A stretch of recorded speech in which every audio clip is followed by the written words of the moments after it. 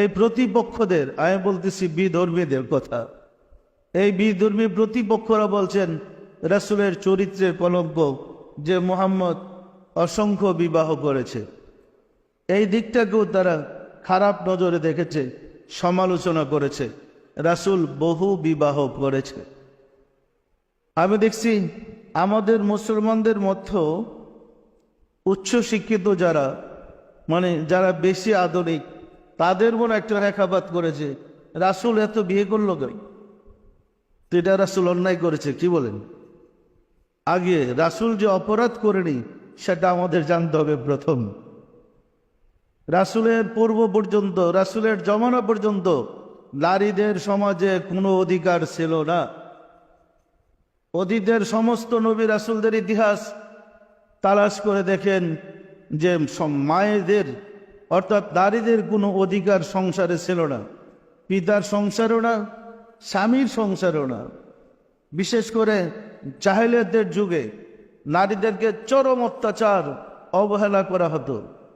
রাসূলের জমানায় মেয়েদেরকে মানে জীবন্ত কবর দেওয়া হতো, মেয়েদেরকে চরম অত্যাচার করা হতো। ওই অবহেলিত, অত্যাচারিত, নির্যাতিত নারীদের কোনো স্থানই সমাজে ছিল না। হযরত রাসূল পাক সাল্লাল্লাহু আলাইহি সাল্লাম নারীদের মর্যাদা, নারীদের সম্মান, নারীদেরকে প্রতিষ্ঠিত করার জন্যেই একাধিক বিবাহ করেছেন, বিবাহগুলা করেছিলেন। আমরা যদি রাসূলের বিবাহের দিকে একটা একটা করে তাকাই, যেটা যে দৃশ্যটা বেজে আসবে প্রমাণ করবে তিনি কেন বিবাহগুলা করলেন। একজন যৌবন বয়সের যুবক ছেলে কোনোদিনই তার চেয়ে 15 বছরের বেশি বয়সী একটা নারীকে এখনো বিয়ে করবে না, করবে? মা খাদিজাতুল কুবরা বয়স রাসূলের চেয়ে 15 বছর বেশি, আর রাসূল ছিলেন অবিবাহিতা। মা খাদিজাতুল কুবরা ছিলেন বিবাহিতা এবং তার সন্তানও ছিল। কয়টা সন্তান? তার 2টা সন্তান ছিল, 2টা বিবাহ আগে হয়েছে। 2 সন্তান সহ বিবাহিতা রমণীকে এই যুগের কোনো যুবক ছেলে বিবাহ করবে? কোনো অবস্থাতেই না। যেহেতু মা খাদিজাতুল কুবরা রাসূলকে পাওয়ার জন্য আল্লাহর কাছেও প্রার্থনা করেছেন এবং রাসূলকে কাছে নেওয়ার জন্য, তার আশ্রয়ে যাওয়ার জন্য তার জীবন উৎসর্গ করতে চেয়েছেন, আল্লাহ রাসূল তার প্রস্তাবে রাজি হয়েছেন মাত্র। এটা কি রাসূলের আকাঙ্ক্ষাই খাদিজাকে বিবাহ করেছে, না খাদিজার প্রস্তাব রাসূল পালন করেছে, মেনে নিয়েছে? কোনটা? 1 নম্বর, পরবর্তীতে রাসূল যে কয়টা বিবাহ করেছেন, যেহেতু এমনি কুমারী নারীদের কোনো পার্থক্য ছিল না, বাপের সংসারে, স্বামীর সংসারে মেয়েদের কোনো ব্যবস্থা ছিল না। তদুপরি বিধবা যারা, এরা তো মানুষই ছিল না, নারী। বিধবাদের কোনো বিবাহের সিস্টেম ছিল না।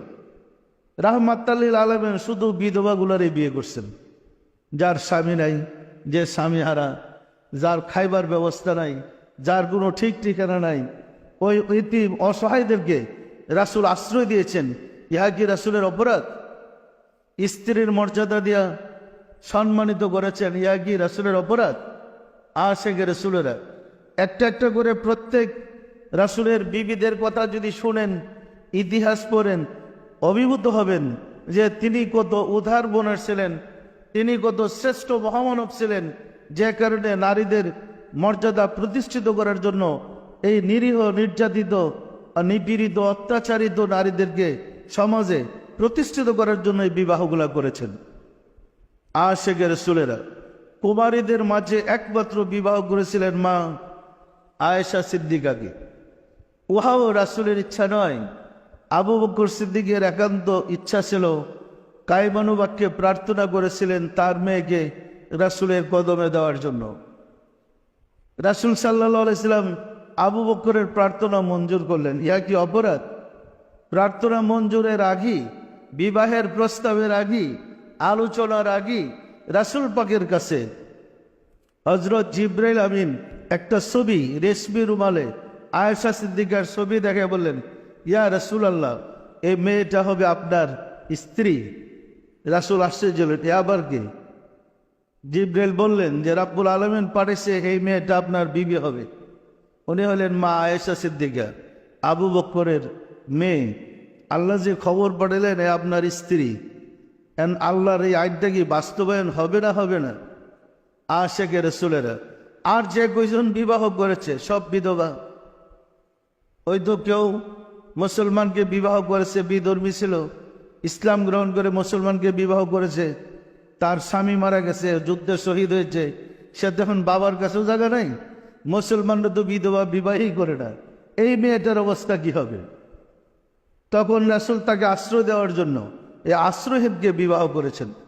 এটা কি রাসূলের অপরাধ? যখন একের পর এক প্রত্যেকজন উম্মাহাতুল মুমিনিনের জিন্দেগি সম্বন্ধে জানতে পারবেন, অভিভূত হবেন, তিনি কত উচ্চ পর্যায়ে ছিলেন, তিনি কত শ্রেষ্ঠ ছিলেন, যে এই নিরীহ নির্যাতিত নিপীড়িত মানুষকে প্রতিষ্ঠিত করেছেন, সমাজে নারীদের মর্যাদা প্রতিষ্ঠিত করেছেন।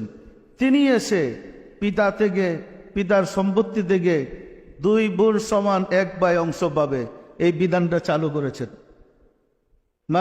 এক ভাইয়ের অর্ধেক সম্পত্তি 1 বোন পাবে। এর আগে কোনো নারী কোনো বিধানে কোনো ধর্মে সম্পত্তি পিতার পাইত না। এরা ছিল ব্যক্তি, অবহেলিত, হিসাবের বাইরে। তিনি এসে বিধান করলেন স্বামীর সম্পত্তি থেকে স্ত্রী অংশ পাবে। এই বিধান কিন্তু তিনি বাস্তবায়ন করলেন। তাহলে নারীদের সম্মান, মর্যাদা এবং কি জানে অধিকার প্রথম জগতে প্রতিষ্ঠিত করলেন নারীদের অধিকার রাসূল সাল্লাল্লাহু আলাইহি সাল্লাম। নারীদের অধিকার প্রতিষ্ঠা করে উনি কি খারাপ হয়ে গেলেন না ভালো হলেন? সম্মানিত আশিকে রাসূলেরা, এখন 1500 বছর পরে এই নারীদের অধিকার প্রতিষ্ঠা করতে গিয়ে সারা দুনিয়ায় হইচই লেগে গেছে। আইন এমন বানান শুরু হয়েছে, অধিকার এমন অধিকার দিছে, পুরুষটা এখন জেলের ভিতরে বন্দি করে রেখে দেয়। কিন্তু প্রথম নারীদের অধিকার প্রতিষ্ঠা করেছিলেন রাসূল সাল্লাল্লাহু আলাইহি সাল্লাম। সমগ্র সৃষ্টি জগতে যত নবী, যত রাসূল, যত মহামানব আসছেন, নারীদের অধিকার কেউ প্রতিষ্ঠা করে যে নেই মুহাম্মদ রাসূলুল্লাহ ছাড়া। আর এই অধিকার প্রতিষ্ঠিত করতে গিয়ে সর্বকালের, সর্বযুগের সর্বশ্রেষ্ঠ মহামানব রাস্তার ফকির বিয়ে করতে হয়েছে। প্রমাণ করতে হয়েছে যে মানুষে মানুষে কোনো ভেদাভেদ নাই, সে অসহায়, তার ঠিকানা নাই, আমি বিবাহ করে তার ঠিকানা করে দিলাম। পরিষ্কার না? পরিষ্কার না? ভালো করছেন না খারাপ করছেন? যদি রিপোর্ট তারও নাই, নিজের স্বার্থের জন্য যদি বিবাহ করতেন, ওনার চেয়ে আর একটু ভালো ফ্যামিলিতে, আর একটু আমাদের দেশে দেখেন না, বউ মরে গেলে বুড়া বয়সে বিয়ে করতে যায়, ও 16 বছরের কম হলেই 16 বছরের মেয়ে ছাড়া বিয়ে করবো না, কি বিধবাসী দেবো, বুড়া বেটা বিয়ে করবো না, করতে যাবে। কিন্তু উনি একটা যুবক ছেলে, উনি কেন সমস্ত বিধবাদেরকে বিবাহ করলেন? তাহলে তার কি কামরিব চরিতার্থ করার জন্য বিবাহ করেছিলেন, না নারীদের অধিকার প্রতিষ্ঠিত করার জন্য করেছিলেন? আমরা দেখে কি নির্বোধ, উচ্চ জ্ঞানী তো লেখাপড়া করে হয়েছি, সমালোচনা করে মুসলমানরা সমালোচনা করতে শুনেছি, দেখো রাসূল এতগুলা বিয়ে করলো কেন? এটা তো রাসূল ভালো করে বিচার শুরু করছে, এখনই তার কট করে রাসূলকে খাড়া করে অপরাধী বানায়। অথচ আজকে আমাদের দেশে মানুষ সম্মানিত হতে চাচ্ছে, নারীদের অধিকারের মিছিল করে, মিটিং করে, সে খুব উদার মনের মানুষ নারীদের প্রতিষ্ঠিত করতেছে। একবার চিন্তা করে দেখে না, নারীদের অধিকার প্রতিষ্ঠিত সর্বপ্রথম করেছে রাহমাতাল লিল আলামিন। সম্মানিত আশিকে রাসূলেরা, আমরা কি কিছুটা ধারণা পেয়েছি?